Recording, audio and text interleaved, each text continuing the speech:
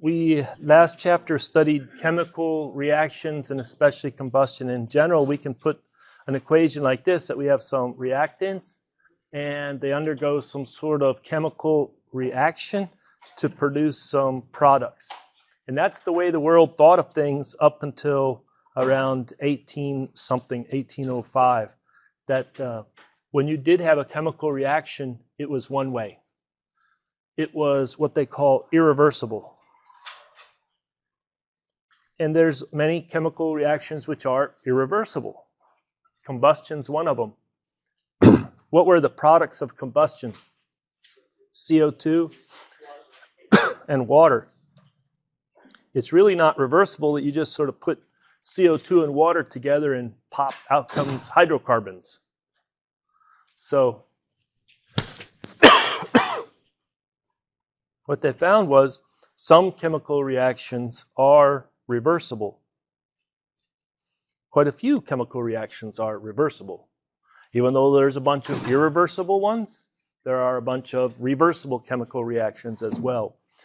And so now what's interesting is you can talk about the chemical equilibrium, especially of reversible reactions. So when we started, we just were thinking about combustion.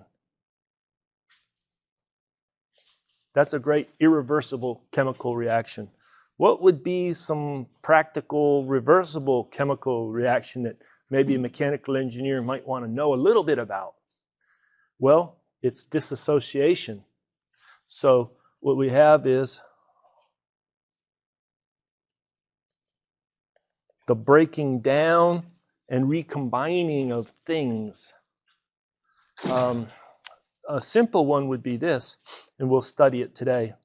An example would be carbon dioxide, just left by itself, pure carbon dioxide, nothing else around it, could decompose, dissociate into carbon monoxide, and to make it work, you have to have the oxygen balance 1/2 O2. That we don't do it like this, saying, oh, if I have some carbon dioxide and I let go with this chemical reaction, boom, I'm just going to get a bunch of carbon monoxide and oxygen. No, but you can disassociate carbon dioxide. Now, what about going backwards? Well, that's the combustion of carbon monoxide. That's actually pretty easy to do. So what we have is a different notation difference when we have a reversible reaction, especially describing, as I'm showing here, dissociation. We have basically a double harpooned arrow, one on top of the other. The one on top indicates forward. Maybe I should write it up here. Forward reaction, and then backward reaction. And so think about molecules, they're moving around, and maybe CO2 hits another CO2 so violently that one of the CO2s dissociate, and now we have some CO and some O2.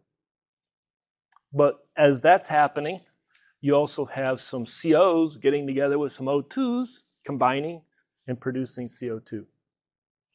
So it's dynamic. You have these forward and backward reactions happening at the same time. So we have a little different notation to indicate that it's a reversible reaction.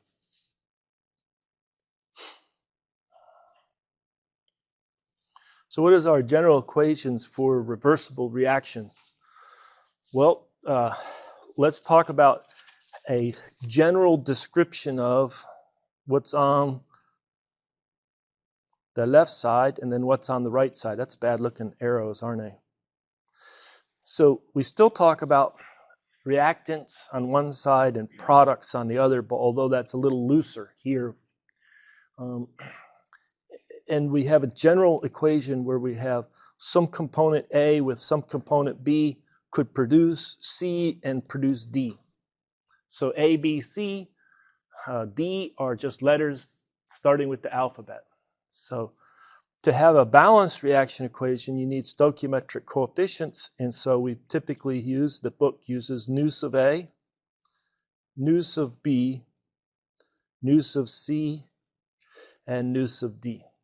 So this would be our general equation describing the reversible reaction. Again, the arrow in here indicates that it's a reversible reaction. Okay, let's make some example.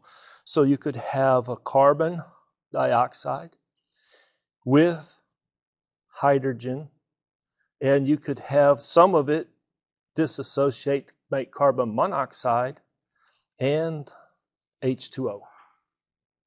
So those would be the four components. So A would be the carbon dioxide, B, the hydrogen, C, the carbon monoxide, and D, the water. Right away, you can see we're running into a collision of symbols, and we're going to do that a lot. Okay, what does this C right here mean? It's the one after the letter B and before the letter D, and it's just, one of the four in a very general expression. What does the C right here mean? Carbon. Both are cap Cs. One is carbon, and it's just one is the filler between B and D. It doesn't mean carbon in the other. Make sense? All right. All right. Okay. And now you want to have this reversible reaction, and so we need to stick some stoichiometric coefficients in front. Typically, you try to minimize and leave a 1 in front of, especially the left-hand side, the reactants. And so if we put a 1 and a 1 there, then we look over here, what is the coefficient that has to go in front of the carbon monoxide? 1. And then what is the stoichiometric coefficient that has to go in front of the water? 1. Does that balance the hydrogen? Does it balance also the oxygen? It sure does, so it works out. So this is the value of nu sub A, it's 1, nu sub B, nu sub C, and nu sub D. We're not going to get more complex than this 4. But there could be another one we're going to study. I wrote it previously on a previous page. It's carbon dioxide dissociate into carbon monoxide and oxygen. And I wrote it where you had a 1, and can you figure out what needs to be right there? Or remember what I had on the previous 1/2 to balance the oxygen. So if you look at this one, you say, oh, that's what nu sub A is. That's a bad looking nu sub A. What about nu sub B? What value do we put there? 0. B is non-existent, not needed. So the stoichiometric coefficient in front of that general reaction equation is 0. Okay. Well, we're very much interested in the equilibrium composition of these dissociation reactions. And they're going to be, it's again for a reversible reaction. So you have that back and forth. And we're only going to look at ideal gas mixtures. Yes, this chemistry works for solutions and other things, but we're just going to look at ideal gas mixtures. Today, I'm not going to drive it, but what we'll do is I'll copy this across. But all of these components are ideal gases, and both on the left-hand side, which we would normally call reactants, and the right-hand side normally classify as products. So without doing the derivation, I'm going to say that it's been worked out, and we'll work it out or summarize the workout, that the equilibrium equation that gives us the compositions is equal to the number of moles of component C in equilibrium raised to a power, which is the stoichiometric coefficient in that dissociation equation, the number of moles of D raised to the stoichiometric power D, number of moles of A raised to the power nu sub A, number of moles of B raised to the power nu sub b, and another term, P divided by P ref divided by n, all raised to the power nu sub c plus nu sub d minus nu sub a minus nu sub b. I suspect a few of you have seen an equation like this. High school chemistry, college chemistry. What it is an equilibrium equation. So let's do this. Let's step through it one at a time. What would be the term P? That's right here. What is P in that equation? Pressure. And pressure can influence the equilibrium composition of ideal gas mixtures that are undergoing dissociation. It's a little tricky to figure out which way it shifts it. It's all up in those exponent, all right? Because what happens in this equation, if this sum right here is equal to 0, then it's P to the 0. What is P to the 0? Regardless of the value of P? Could P be 5 atmospheres, 2 atmospheres, half an atmosphere? You're absolutely right.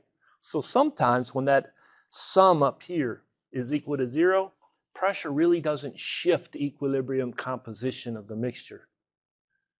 But if it's positive, it shifts it forward.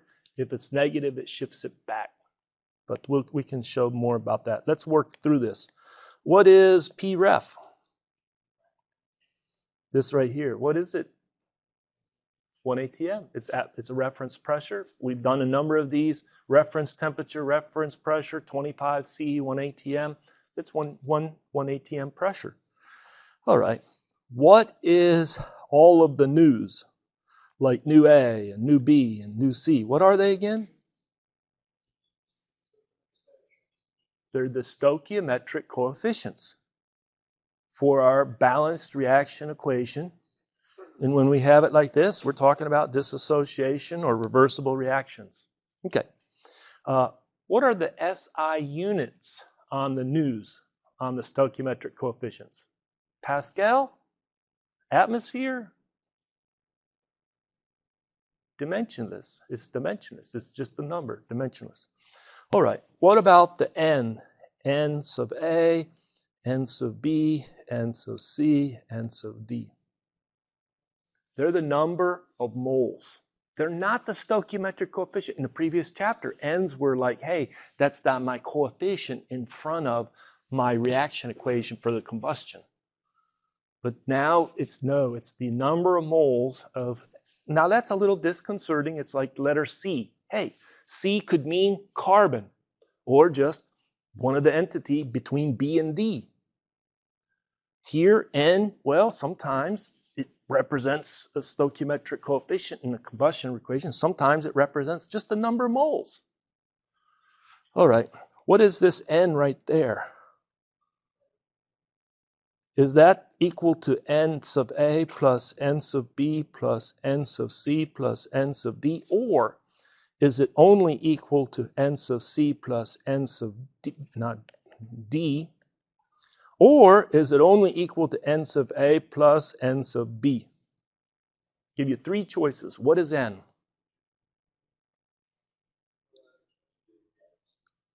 One of the latter 2 or the first?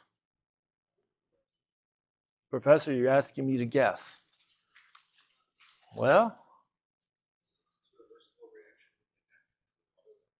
so this is that notion where you have some where you consider reactants and some you consider products.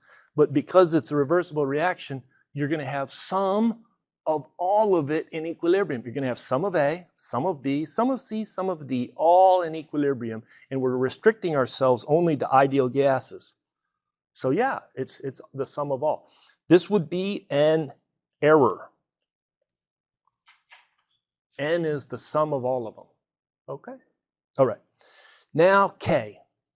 K. Somebody that took chemistry that remembers this. What is the name of K? You didn't take chemistry.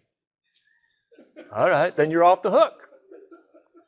But you'll have to take it before you graduate with a BS in mechanical engineering. We require a collegiate, college-level chemistry class of all students.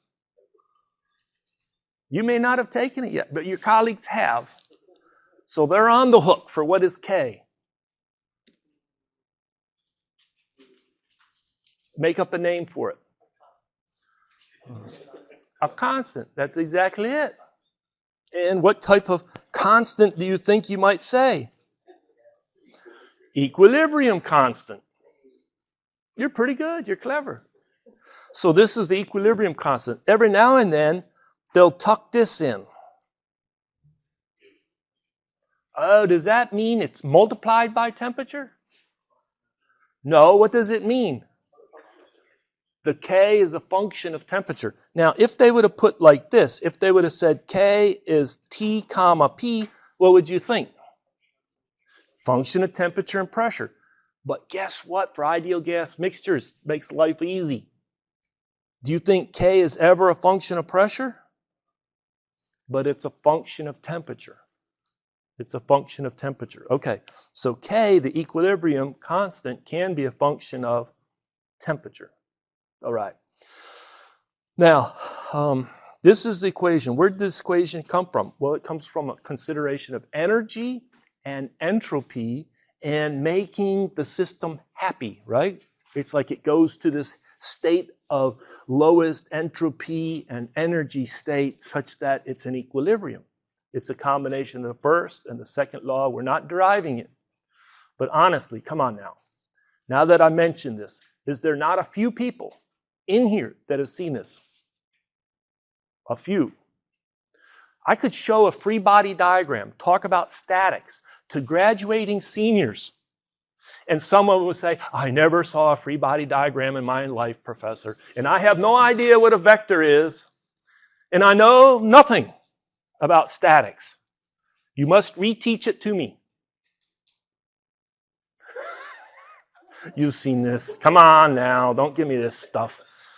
This is just basic chemistry. You don't go far in chemistry without some discussion of equilibrium mixtures. Okay. So before I get bogged down in deriving this, because it is a nasty derivation, it includes the conservation of energy. It includes the entropy, the second law. It actually, the best way to derive it is introduce a new free energy. That sounds a whole lot like an exergy, and it is. That's very close and analogous to an exergy. And they did it after somebody named Gibbs. They call it Gibbs free energy. And you minimize Gibbs free energy, you get this equation, but it takes about 3 pages. So let's use the equation first before we get bogged down. Where do we get the equilibrium constant? Well, one of the last tables in our textbook, table A27. And the header is logarithms to the base 10. So it's not natural logarithm, it's traditional logarithm base 10 of the equilibrium constant K. And what do they have? It's a function of temperature, and they have it for different columns, represent different dissociation reactions. These are reversible reactions. So right here, what did they have that one? Maybe I'll blow it up. H2, 2 H's. That's pretty simple. You put pure hydrogen, nothing mixed with it. You put it in a container. And as you heat it up, the equilibrium constant goes from a very large negative number to a not so large negative number. It's getting closer to 0. But I'm just going to say you're going to get more of what is on the right-hand side and less of what's on the left-hand side of that equation at higher and higher temperatures. You'll get more dissociation at high temperatures. That's what this is showing here. And the same with oxygen. Same with nitrogen. And then they put kind of oxygen and nitrogen together. Do you see this guy? What is that? NO? Do you think you want to breathe NO? Do you think you want to even breathe a little bit of NO down in the ppms, parts per million? No, no, no, no. And probably those are things that are attributing to the outbreak and the high number of people that got to carry these around. It's because of air pollution. This is an inhaler. Probably a few of you own one of these. This was left in this room. It's been here all semester. I think it's prescription because it has somebody's name on it. They're prescription, aren't they? Okay, well, there's a huge number of people suffering from asthma. And I think some of it's attributed to nasty air. And what's some of the nasty components in air? NOx, oxides of nitrogen, whatever. Anyway, so we see that we have also more of them and more of them. Here's the one that I've written. This is the dissociation of carbon dioxide and carbon monoxide and oxygen. The way they typically write it is at low temperatures, the equilibrium constant has large negative numbers.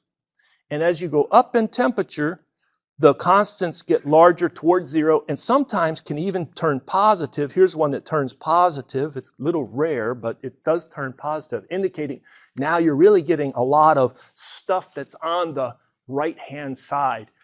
The forward reaction is pretty strong. Okay, all right. Time to solve a problem.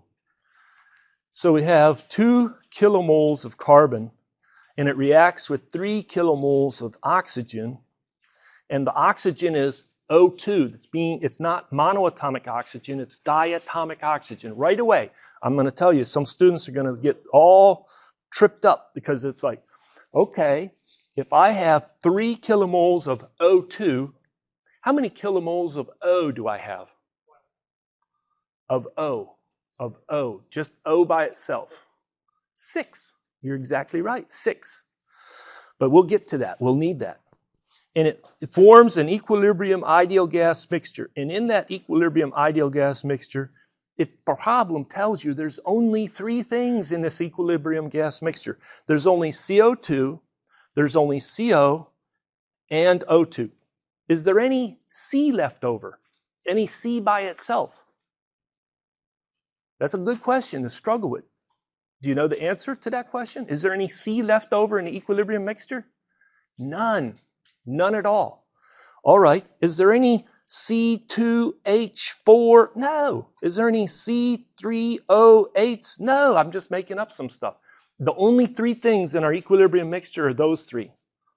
And it just so happens there's a nice dissociation reaction equation with only those 3 in it that we need to use. And so the 3 is here, CO2 goes to CO plus 1/2 O2.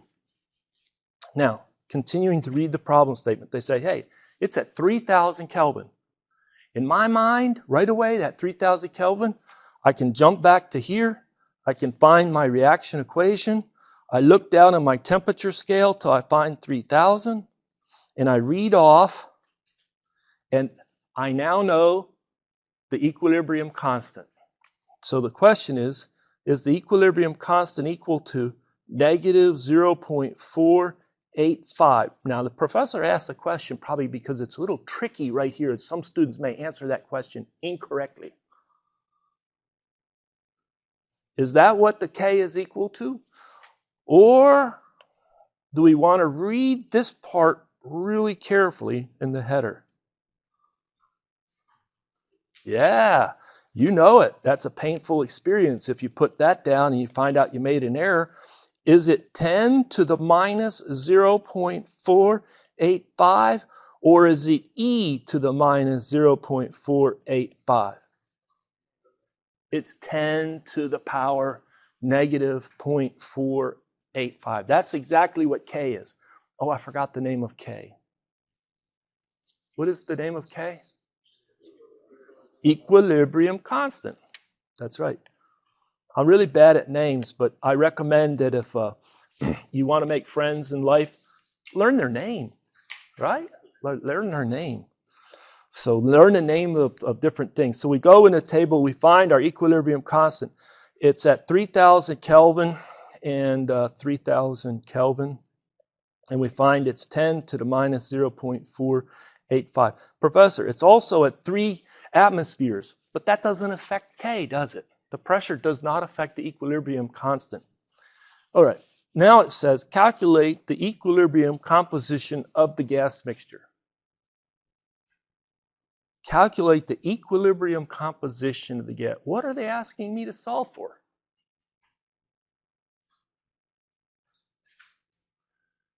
What are they asking me to solve for?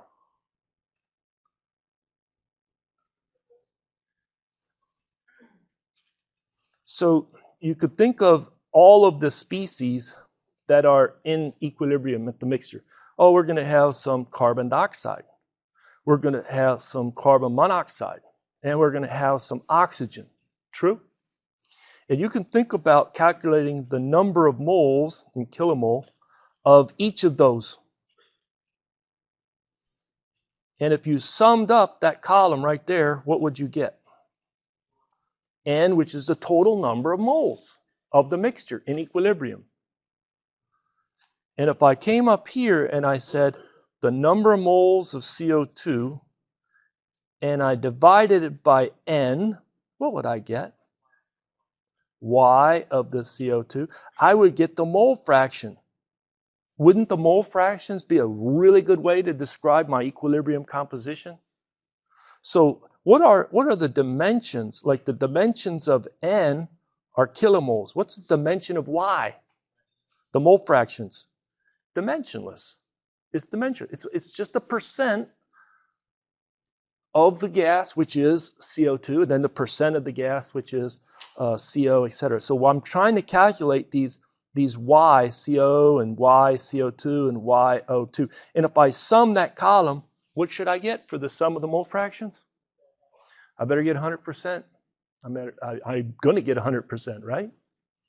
So I say to myself, great, equilibrium. I remember that equilibrium equation. I'm going to go ahead and apply it for this problem. And what we'll get is we'll have K is equal to the number of moles of CO raised to the power 1 plus, or not plus, times the number of moles of O2 raised to the 1/2 power divided by the number of moles of CO2 raised to the 1 power, the actual pressure divided by the reference pressure, divided by the sum of the total N, which is the number of moles of CO plus the number of moles of O2 plus the number of moles of CO2, all raised to the power 1 plus 1/2 minus 1. Do you agree? Yeah. Look good? There's no B in this one, right? There's just the A, C, and D. All right. Well, I really have 3 unknowns. Unknown 1, unknown 2, and unknown 3. I'm looking for the amount, like it's better to solve in number for kilomoles first. It's of CO2, the number of moles of CO, and then the number of moles of O2. And once I get those, then I get the mole fractions. But those are my 3 unknowns. But I only have, at this point, equation number 1. You ever feel like Superman? Yeah, give me one equation, 3 unknowns. I'll be able to solve that.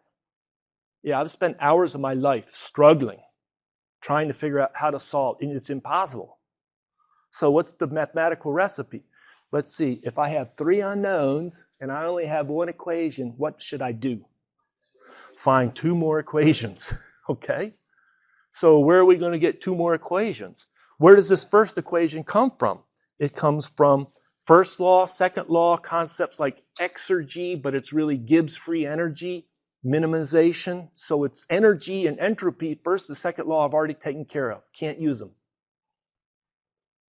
What other thing are we going to rely on in engineering? What other conservation principle can we conservation of mass? Let's not forget that one.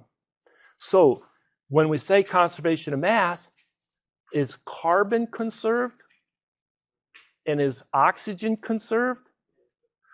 We have 2 conservation of mass statements, one a carbon balance and one an oxygen balance. Can we write a carbon balance equation? What would that look like in terms of our 3 unknowns?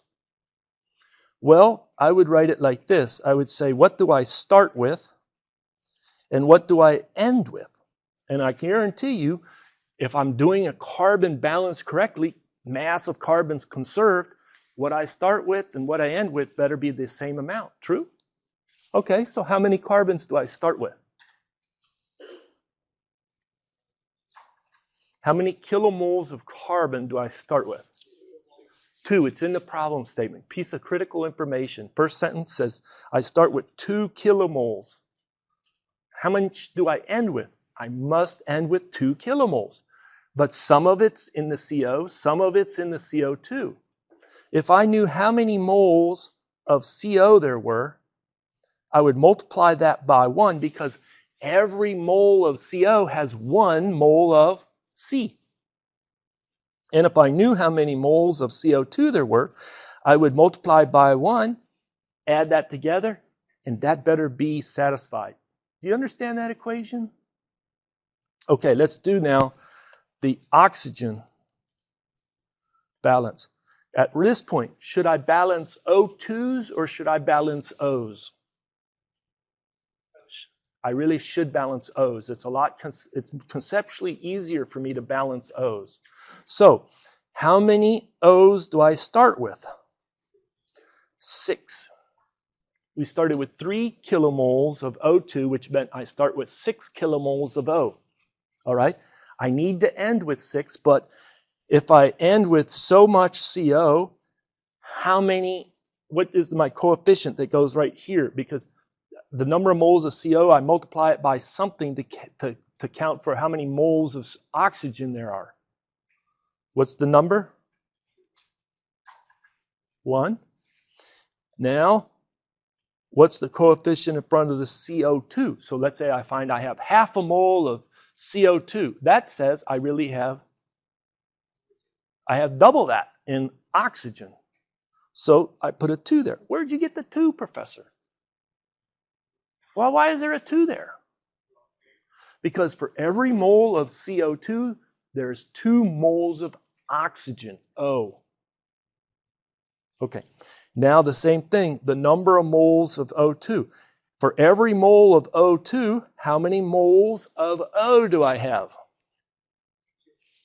2. And some people will look at this and they say, hey, this is not that bad. Look at 1 plus 1 is equal to 2. I got it. And then they'll go 1 plus 2 plus 2 is equal to 5. It's not equal to 6. What? There's no special relationship that 1 plus 2 plus 2 is equal to 6. That don't work. This equation is an oxygen balance. I start with 6 kilomoles of oxygen. I must end with 6 kilomoles of oxygen. They're going to be in the O2. Some of it will be in the CO, and some of it will be in the CO2. Okay? All right. Well, with that, I have 3 equations, 3 unknowns. What's your strategy now to solve 3 equations, 3 unknowns? I've got a great calculator. Yeah, okay, great, but you probably have to do some more steps of manipulation. What are you going to do? Take 2 of the equations and try to reduce it to 1 equation and 1 unknown. All right, so what I did was on the next page, I basically said, these are my 3 unknowns. I'm just repeating. Do you agree those are my 3 unknowns? How much O2, how much CO, how much CO2? I did the carbon balance. Did I do the carbon balance correctly? Did I type it correctly again? How about this oxygen balance? Does that still look good? And then look at, this is that equilibrium equation where I put in the number of moles of CO, number of moles of O2, etc. Does this all look good? Because if we don't have either of those 3 right, there's very low probability we get the right answer if we have errors. Give me a thumbs up if you like all 3. Okay, at this point, you don't like all 3? Okay, well, then what I do is I pick, let's say I pick the CO2. I mean the CO, that's common. And either you let it be X, but hey, X has already been used so many times in this textbook. Let's not leave it be X. And I'm following the textbook. The textbook said, oh, let's pick Z. I don't know why they pick Z, but it's a variable just like X. We're going to solve for Z now. Okay? So if you come down to this equation, you say, well, I picked the amount of CO to be Z, can you get an equation for the number of moles of CO2 in terms of one variable Z? You're going to say this is almost too easy. Isn't it 2 minus Z? You're absolutely right. And so when I'm going to now feed that into this equation right here, this is going to become Z, and this is going to become what? 2 minus Z. And this is going to become right here. Well, I'm going to do this. I'm going to work out what N is. N is the number of moles of CO plus the number of moles of O2 plus the number of moles of CO2. And I already said that that's Z, and we just found out that this was 2 minus Z. Oh man, I remember college algebra, right? Or high school algebra. Did you do good at algebra when you're in school? You know, like, yeah. You thought you'd get away from it, maybe? Here we are. It's just algebra. Okay. Now we do the same thing. We say, hey, I know that this right here is Z. And I just solve for this. That's 2 minus Z. Can I get an expression for the number of moles of O2? This will take a few steps, but it's just algebra, isn't it? So you would say, well, that's going to be the 6. And then you're going to have, I'm going to put the 2 like that. Then I'm going to have the minus Z. And then I'm going to have the minus 2 times 2 minus Z. And then I'm going to have 6 minus Z minus 4 plus 2Z divided by 2. And then finally, I'm going to have 6 minus 4, that's 2. And then I'll have 1 plus 1Z and divide by 2. So finally, this number of moles of O2 is 1 plus Z over 2. So I could come up here. Well, first of all, I can stick it right in here. That's 1 plus Z over 2. And then you're going to take the square root of that, right? And then I come up here and I say that's equal to 1 plus Z divided by 2. And now I can finally simplify what N is. N is equal to 3. This cancel right here. Plus 1 Z over 2. Did I do that right? Is it 3 plus Z over 2 for N? And so now we can substitute this whole thing right here to be 3 plus Z over 2. What is my P? 3. What is P ref? 1 atmosphere. Atmospheres cancel. And then I do the coefficients. I have the 1 plus a half minus a 1. And so the 1's cancel. I'm just left with the square root of everything in the parenthesis. Now I have one equation with one unknown. It's on the next slide. Hopefully I still don't have an error. Is this the right equation? Do we have the square root 1 plus Z over 2? Square root of 3 over 3 plus Z over 2? Thumbs up? How many people can solve this? All right, did you have a calculator? What I'm going to do is I'm going to collect your names. If you can solve it in the next 10 minutes and show me the solution coming up here on your calculator, and you will get special rewards. I haven't figured it out yet, but it will be worth your while. It'll be worth your while. And to finish this problem off, because I'm going to stop the lecture when you people come up, is I take that Z. What did Z SAW stand for? The number of moles of CO. I then go back and I get the number of moles of CO2. Once I solve for Z, boonk. Then I get the number of moles of O2, boonk. Then I jump back and I get this. I tally up to get N and I calculate my mole fractions. You don't have to do that. What you have to do in the time remaining is find Z. You have to personally do it. And I'm going to go ahead and stop. Thank you very much. Alright, so I'm going to finish up this in Excel so you know the numeric values the calculator should be able to get. One is I set up a couple comments here, so number of moles of CO, number of moles of CO2, number of moles of O2. We already solved for them in equation form, so this is still comments, so that's equal to Z, that's a picked. Number of moles of CO2 is 2 minus Z, and the number of moles of O2 is 1 plus Z over 2. So if we started with a gas of Z to be 0.2, then that would automatically update and calculate what number of moles of CO should be. That's 2 minus Z, that would be 1.8. And likewise, you would be able to calculate the number of moles of O2. So once I pick this value, that's why I highlighted that cell, the number of moles of CO, then it affects these others.